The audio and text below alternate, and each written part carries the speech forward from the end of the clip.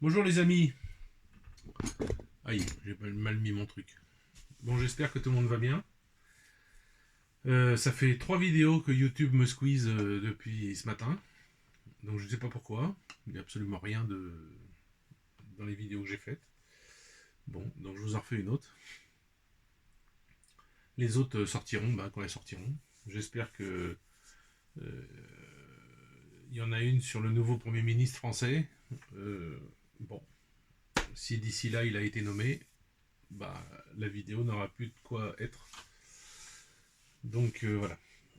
Comme d'habitude, abonnez-vous, mettez un pouce, un commentaire, euh, partagez aussi, partagez sur vos Facebook, vos Instagram, vos je sais pas quoi, parce que moi j'ai plus tout ça, donc je ne connais plus. Je me suis remis, j'ai réussi à me mettre sur Twitter, enfin ça s'appelle plus comme ça, mais ça s'appelle X.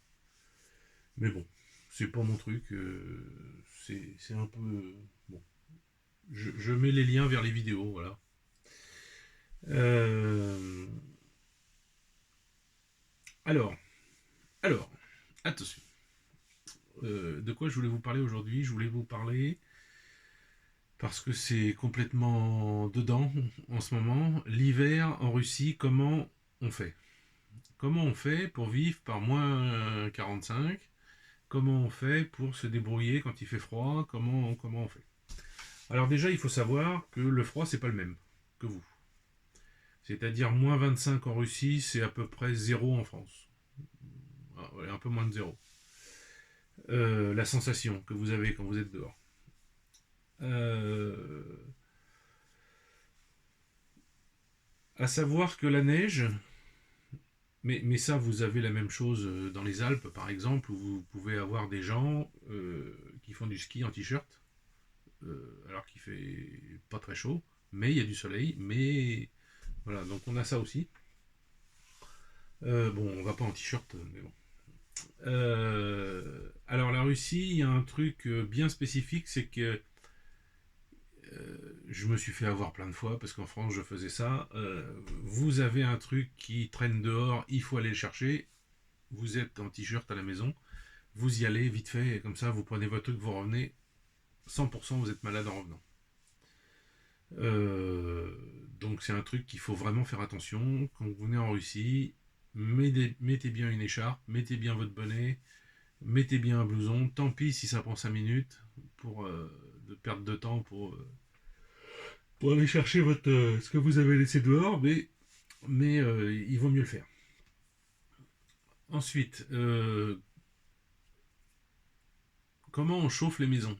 Alors, les nouvelles maisons, les nouveaux immeubles, euh, ils sont chauffés, il y a des matériaux isolants, mais je ne peux pas m'empêcher de préférer les méthodes des anciens, c'est-à-dire comme ma maison, où j'ai des rondins de bois comme ça, c'est ma maison, et c'est tout. J'ai pas de couche isolante en plus. Bon, j'ai du lambris sur les murs parce que c'était pour faire joli, mais mais il n'y a rien derrière, quoi. Il n'y a pas de mousse, il y a pas de truc isolant, il y a rien. Il y a juste ces gros rondins. Alors premièrement, euh, pour que le froid pénètre dans et traverse ces rondins de bois, pas tout de suite. Hein. Ça préserve bien du froid. Et ensuite, on a dans les maisons russes, dans les vieilles maisons russes, mais ça peut se faire dans les nouvelles aussi, hein, une chaudière à gaz, puisque le gaz coûte pas trop cher, hein, je paye 25 euros par mois en hiver pour me chauffer. Euh, cette chaudière chauffe de l'eau, et cette eau est envoyée par un petit moteur que j'ai fait installer il n'y a pas longtemps. Le petit moteur envoie l'eau dans les tuyaux font tout le tour de ma maison, et donc chauffe. Alors il y a l'aller et le retour. Donc il y a les deux tuyaux qui sont chauds en fait. Celui du haut est plus chaud que celui du bas, puisque celui du bas c'est le retour. Et en fait ça fait une chaleur ça fait une sorte de mur de chaleur à l'intérieur. Donc ça donne que ça vous protège du froid. Ces murs de chaleur, il y a un bel exemple quand vous êtes en Russie, quand vous rentrez dans certains magasins, vous avez une sorte de climatisation au-dessus de l'entrée, et en réalité, ça envoie de l'air chaud vers le bas, et vous passez à travers ce mur d'air chaud, et ça empêche le froid de rentrer. Cet air chaud bloque le froid qui rentre. C'est-à-dire il est renouvelé en permanence, hein, il est chaud, chaud, chaud, chaud, chaud. Donc, même si le froid de dehors refroidit un peu en descendant cet air chaud là, il y a de l'air chaud qui revient derrière. Donc en fait vous n'avez pas froid dans le magasin, même si on ouvre la porte, même vous n'avez pas de déperdition de chaleur avec ça. Euh, bon, les vêtements, c'est important. Beaucoup d'hommes ont des vêtements militaires, parce qu'il n'y a pas rien de mieux que les vêtements militaires. Euh, Même l'été, hein, vous les verrez souvent en t-shirt ou en veste militaire ou en pantalon militaire. Moi-même d'ailleurs, j'ai souvent des vêtements comme ça. Euh, ces vêtements sont chauds. Alors là, par exemple, j'ai acheté un blouson très chaud. Vraiment, je l'ai acheté sur internet, il vient de Chine, mais il est vraiment hyper chaud. Il est fourré à l'intérieur, enfin bon, il est vraiment super bien. J'aime beaucoup le matériel extérieur, c'est une sorte de tissu un peu, vous savez, comme les vêtements pour aller à la chasse. Ça m'a pas coûté très cher.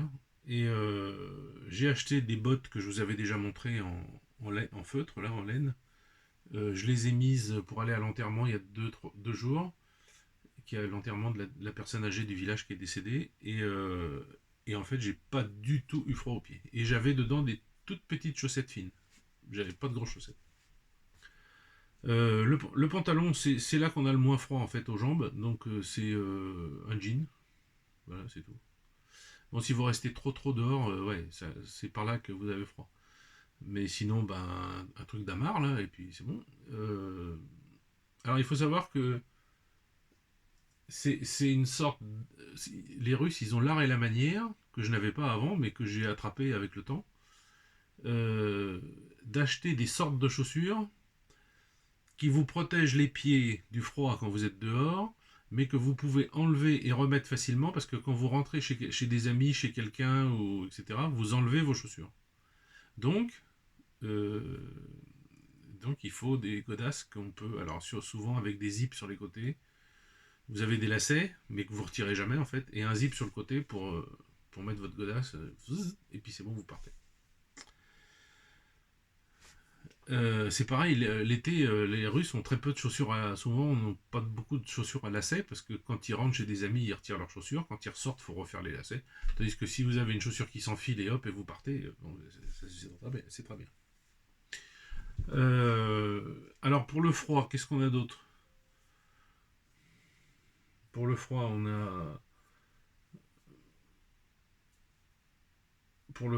a des. Alors il y a beaucoup de ce qu'ils appellent prophylactique, c'est-à-dire Elena me donne des vitamines ou des trucs ou des machins ou des trucs pour l'hiver pour pas tomber malade. Bon, franchement, ça empêche pas de tomber malade, mais bon. Euh, Sinon, pour les voitures. Alors pour la voiture, jusqu'à moins 35, c'est bon, ça va. Moi, elle est au garage. Mon garage n'est pas chauffé. Bon, ça protège surtout du vent glacial. Mais par contre, après moins 35, l'huile commence à geler, commence à faire une sorte de purée. Et là, vous ne pouvez pas démarrer votre moteur. Donc, ce qu'il faut installer, et c'est ce que j'ai fait, j'ai été au garage, ça m'a coûté 10 euros de faire installer ça. C'est une sorte de petit truc qu'on met en plus sur le tuyau d'huile et ça chauffe en permanence. Vous le branchez en fait, quand la voiture est au garage, vous une prise dans le garage, vous le branchez et c'est bon. Et ça fonctionne. Ça chauffe votre huile et comme ça le matin, votre huile elle est fluide et puis c'est chaud et même le moteur il démarre très bien. Alors oui, vous allez me dire ça coûte de l'électricité, mais comme l'électricité je paye 5 euros par mois, bon, je peux me permettre de laisser des lumières allumées, la grange allumée toute la journée, ça y a pas de souci. Ensuite, comment on fait avec les animaux? Alors les chats, ils vivent leur vie. Je leur ai fait une caisse, vous avez déjà vu peut-être dans les vidéos, avec de la paille. J'ai rajouté de la paille hier. Bon, ils y dorment, ou ils dorment sur le coussin qui est dessus, des fois. Ça les dérange pas, leur poil les protège. Et puis, la maman, je sais pas comment, elle a bouffé, elle est devenue énorme. Les chèvres, jusqu'à -25, elles restent à leur place. Pas de souci. Leurs poils ont poussé aussi. Ils ont poussé de ça au moins. Donc, ça se voit sur la tête. Quand elles vous regardent de face, elles ont 2 fois la tête d'avant. Et par contre, après -25, on a une pièce spéciale où on les met et on ferme. Et donc le vent ne rentre pas. Et puis quand il fait moins 30 là-dedans, enfin quand il fait -30 dans la grange, il fait -15, -20 dans cette pièce. Donc ce qui est très très bien pour les chèvres. En plus, elles dorment sur la paille, sur le foin qu'on leur donne. Et puis, si vous voulez, dans le foin qu'on leur donne, il y a des morceaux qu'elles n'aiment pas. Donc ça, elles les enlèvent, ça tombe par terre, et puis elles dorment là-dessus. Les poules, c'est la même chose. Elles ont la même pièce, sauf que c'est plus aménagé pour les poules, évidemment, avec des trucs. Alors, on a eu un souci là avec les poules, c'est qu'elles ont attrapé des parasites aux pattes. Vous savez, ça leur soulève les écailles, et puis voilà. Donc, Elena a reçu un produit là qu'elle leur a mis. C'est un spray en fait, et ça marche très bien parce que elles avaient perdu l'appétit, elles l'ont retrouvé. Et elles arrêtaient de faire des œufs, elles en refont. Donc, il faut mettre ça, je crois que c'est 1 fois par semaine. Ça marche, ça marche. Ensuite, donc les poules, alors elles, c'est extraordinaire, la poule. Il fait -30, -35 à l'extérieur, vous les mettez dans cette pièce. Les poules entre elles, il fait -5 dans le bazar. Tellement elles chauffent, tellement ça chauffe une poule. Euh, si vous mettez la main en dessous la poule, c'est hyper chaud, quoi. Leurs plumes, ça les protège vraiment énormément. Les seuls problèmes qu'il y a avec l'hiver, c'est quand il fait très froid, c'est les crêtes des coques qui gèlent, et puis qui noircissent et qui s'abîment. Voilà. Mais ça, on n'y peut rien. On arrête de leur donner de l'eau, on leur met que de la neige. Alors, il n'y a pas de souci, hein. Elles mangent de la neige. Euh, Je leur mets aussi, venant du bagnat, de la cendre. Elles font des bains dans le bac de cendre. Et puis, si elles ont des parasites, tout ça, ben, ça les enlève. Voilà. Donc ça, c'est pour l'hiver, pour les poules, pas de souci. Alors, j'ouvre hein, dans la journée, elles peuvent sortir, elles peuvent même aller dehors si elles veulent. Donc dehors, on a mis de la paille sur le sol. Donc là, il a neigé, donc la paille, elle est recouverte maintenant. Mais il faudrait que j'en remette. J'en mets pas énormément, mais de quoi marcher un peu dessus, sur la neige. Quoique ça leur pose pas trop de problème de marcher dans la neige aux poules. Ensuite, voilà. Bon ben, je vois la différence avec la nouvelle grange. J'ai plus des courants d'air qui rentrent et tout ça comme j'avais avant, donc ça c'est vachement bien pour les animaux déjà et puis pour moi, pour nous aussi. Qu'est-ce que je peux vous dire d'autre pour l'hiver? Qu'est-ce qu'on fait d'autre? Ça n'empêche pas les Russes d'aller faire les courses, ça n'empêche pas les Russes d'aller se promener, ça n'empêche pas les Russes d'aller marcher en ville. Ça ne change rien. Il peut faire -40. Alors -40, il reste à la maison quand même. Mais jusqu'à -40, il n'y a pas de problème. J'ai même vu des femmes en talons aiguilles et en mini-jupe, par -35. Alors, comment elles font ça? Parce qu'évidemment, vous allez me dire, voir les fesses gelées. Mais en fait, elles ont des collants couleur chair qui sont épais comme des tenues de plongée. Je vous assure. Elena en a. Et quand elle les met, il y en a pour 5 minutes. Quoi. Faut vraiment. Comme une tenue de plongée. Quoi. Mais après, c'est couleur chair. Donc vous mettez une mini-jupe si vous voulez. Et vous n'avez pas froid. Et ça se voit pas. Enfin, ça se voit si vous êtes juste à côté. En général, vous n'allez pas mettre votre nez sur les jambes des dames. Ça se fait pas. Voilà. Quoi d'autre? Donc en talons aiguilles, hein, j'ai vu sur la glace, hein, j'étais impressionné, hein, clic, clic, clic, clic, clic, clic, clic. Et puis nous, avec nos grosses chaussures, eh ben, on glissait à moitié. Qu'est-ce que je peux vous raconter d'autre? Bon, la voiture, je vous ai dit. Là, je dois aller à Cheboksary, il y en a pour 180 km, ou je sais plus, jeudi. J'ai pas envie d'y aller en voiture, j'ai pas envie de conduire sous le froid, j'ai pas envie de conduire sous la neige, j'ai pas envie de conduire avec la glace. Donc, on prend un taxi, voilà, pour faire 180 km, et ça coûte 10 euros. Aller et 10 euros au retour. Voilà, 20 euros aller-retour. Bon, c'est un sacrifice, c'est pas cher, et puis au moins on est tranquille. Et arrivé par contre là-bas, bah, ils nous déposent à l'adresse qu'on veut. Et je sais pas s'ils viennent nous chercher à l'adresse qu'on veut ou si on a rendez-vous quelque part pour repartir. Mais on prend un taxi de la ville et puis on y va. Et puis là, ça coûte 2-3 euros. Quoi. Ça coûte rien. Voilà, donc j'ai prévu jeudi d'emmener Elena manger sur un bateau. Pourquoi? Parce que c'est un bateau très classe qui s'appelle Roland, comme en français. Et c'est un restaurant. Et en fait, il est devant le monastère du Père Basile. C'est pour ceux qui connaissent le Père Basile de Tcheboksary, qui est français. Et en fait, le midi, il faut un business lunch qui coûte presque rien et qui est délicieux. Et qui est vraiment, c'est vachement bon. Donc, on se fait ça quand on va à Tcheboksary le midi. Et puis après, on va aller boire un café avec le Père Basile au monastère. On va aller le voir, ça fait longtemps que je ne l'ai pas vu. Donc, je suis content d'aller le voir. Et puis, voilà, ça va être sympa. Et ensuite, bah, retour par le taxi. Voilà. Donc voilà les nouvelles. Sinon, bah, pour l'hiver russe, quoi d'autre? Alors oui, vous avez les enfants qui... Alors c'est suivant les âges. Vous avez des degrés, par exemple moins 30, les enfants de 6 ans de 6 et 7 ans ou 8 ans ne vont pas à l'école. Tous les autres, oui. Moins 32, c'est 9 ans, 10 ans qui vont pas à l'école. Moins 34, c'est 11 ans, 12 ans qui vont pas à l'école. Etc. Jusqu'à moins... Et à moins 35, personne ne va à l'école. Euh, donc ça, c'est... Donc les enfants, ils suivent la météo. Ils regardent la météo. Combien il fait demain? Combien il fait demain? Puis si leurs parents disent, bah demain il fait moins 35, ah bah super, ils sont contents, ils vont pas à l'école. Voilà. Alors les enfants russes sont contents de pas aller à l'école, parce qu'ils vont pouvoir s'amuser à la maison. Mais il faut pas se retirer de l'esprit que c'est quand même des bons élèves. C'est quand même tous, à peu près tous, des bons, voire des très bons élèves. Quand on a une fille, c'est souvent les filles, mais il y a des garçons aussi, qui est bon élève, les parents sont fiers, l'enfant est fier aussi. Il est fier de dire à son oncle, à sa tante, à sa grand-mère, tout ça, qu'il a eu 5 sur 5, parce que c'est pas sur 20 en Russie, c'est sur 5. C'est sur 5 en sachant qu'on n'a jamais 1. 1, il n'y a jamais cette note. C'est toujours 2, 3, 4, 5. Alors 2, c'est la catastrophe, c'est que vous n'avez rien fait. Et puis 5, bah, c'est tout est bon.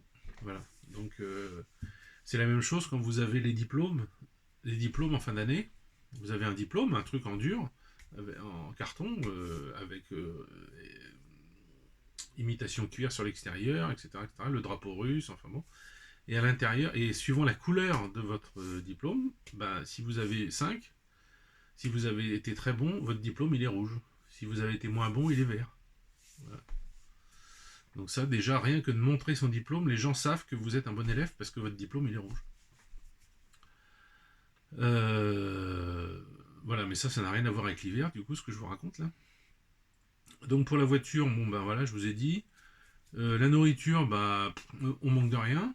On a tout ce qu'il faut. L'autre fois, avec les voisins, on a fait un peu le tour de s'il y avait un hiver post-apocalyptique zombie, comment on ferait pour survivre? Ben, on a fait le tour un petit peu de tout ce qu'on a dans le village ici. Et bon, ben, il n'y a aucun souci, quoi. On a les animaux, on a la viande, on a les œufs, on a le lait, il y a les vaches, il y a mes chèvres, on a, on a les légumes avec les bocaux qu'on garde pour l'hiver qui sont à la cave.